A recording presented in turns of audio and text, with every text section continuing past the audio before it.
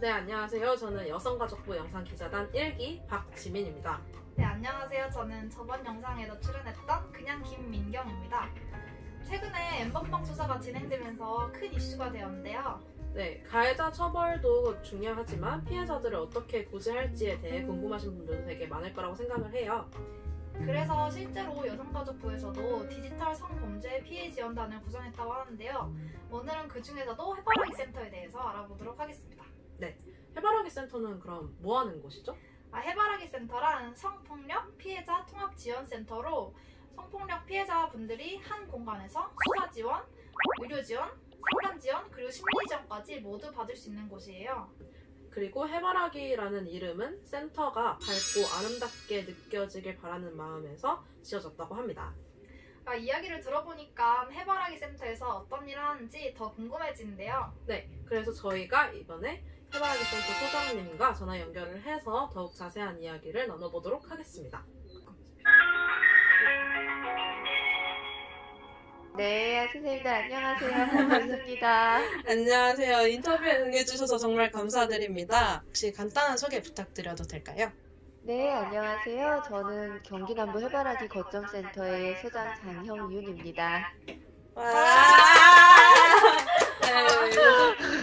네, 바로 본론으로 들어가자면 그 해바라기 센터에서 굉장히 다양한 지원이 이루어지는 걸로 알고 있는데 혹시 지원 체계가 어떤지 궁금합니다.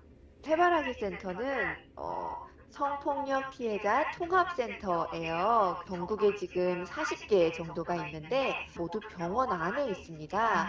그래서 의사도 있고 간호사도 있고 경찰도 있고 상담사, 심리 전문가 이렇게 다양한 전문가들이 함께 일을 하고 있어요. 원래 이런 해바라기 센터가 없었을 때에는 피해자분들이 경찰서도 가야 되고 또 병원도 가야 되고 또 상담소도 가야 되고 또 심리치료도 따로 받고 이렇게 여러 군데를 가야 되니까 훨씬 더 힘들고 했던 얘기를 다른 데 가서 또 하고 이런 어려움이 있었는데 그런 문제를 해결하려고 이렇게 한 공간에 모두 모여서 피해자분들을 지원하게 된 거고요. 그래서 한 곳에만 오면 된다 해서 원스톱 지원이라고 저희가 부르고 있습니다. 저희가 그 생생한 현장을 담아내고 싶었는데 직접 방문하지 못하게 너무 아쉽네요.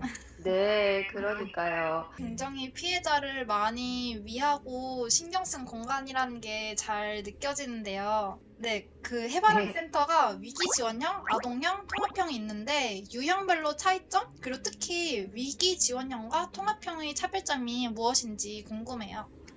네, 해바라기 센터가 원래 처음부터 해바라기 센터하고 딱 시작된 거는 아니었어요.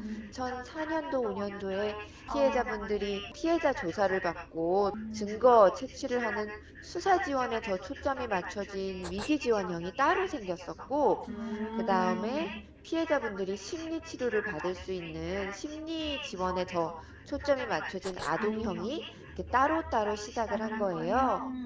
그런데 이 두 가지 기능을 모두 한 공간에 두면 피해자분들이 더 편하지 않을까 해서 통합형 센터가 2010년도부터 개소를 하기 시작했어요. 그래도 생각보다 되게 체계적으로 나누어져 있는 것 같아서 많은 도움을 받았으면 좋겠고요, 피해자분들께서. 네. 그렇다면 이제 실제 피해자들은 해바라기 센터에 도움을 요청하기가 굉장히 좀 어려울 것 같은데 이런 경우 어떻게 해바라기 센터에 도움을 요청할 수 있도록 유도를 할 수 있을지 궁금한데요. 해바라기 센터에서 일하고 있는 제가 가장 해주고 싶은 이야기는 우리 해바라기 센터에 매년 2만 명이 넘는 분들이 찾아오신다는 이야기를 해주고 싶어요. 생각보다 많은 숫자. 굉장히 많은 숫자의 분들이 비슷한 일을 겪고 또 저희 센터를 찾아주고 계시거든요. 그리고 또 해바라기 센터에는 이런 비슷한 일들을 겪는 분들을 굉장히 많이 만나고 또 도와주고 있기 때문에 이런 분들 어떻게 도와주면 되는지 또 이런 분들이 어떤 도움을 필요로 하고 있는지 잘 알고 있어요. 전문가라는 이야기죠. 우선 저희 센터에 전화를 주셔서 상황을 설명해 주시면 어떻게 하시면 되는지 또 저희가 무엇을 해드릴 수 있는지 안내해 드릴 수 있다고 말씀드리고 싶어요. 소장님께서 설명을 해주시니까 되게 든든한 느낌이 드는데요. 다행이네요. 네, 그렇다면 이제 마지막으로 피해자분들이 이것만은 꼭 기억하고 실천해 주셨으면 하는 게 있을까요? 먼저 제가 강조하고 싶은 거는 네. 너무 늦은 때는 없다는 점인 것 같아요. 피해자분들이 이제 그런 일을 당하면 많이 당황스럽고 해서 없었던 일로 이 일을 여기고 싶어 하는 경우가 많거든요. 근데 그런 과정에서 증거를 없애버리는 경우들이 있으세요.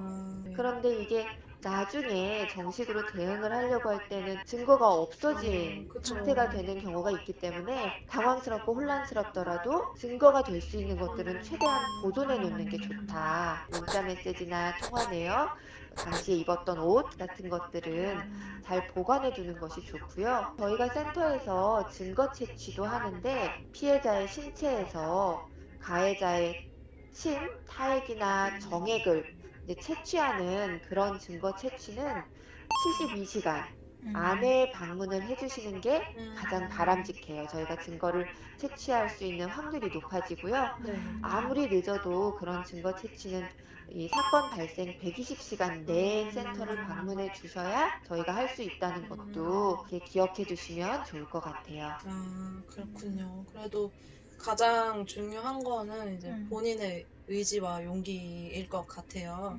네, 우선 처음부터 그런 용기를 내기는 어렵겠지만 이 지원 체계, 상담소나 1366이나 해바라기 센터에 연락, 전화 한번 주시는 걸로 시작하는 거니까요. 우선은 전화 한번 주시기를 부탁을 드리고 싶어요. 네.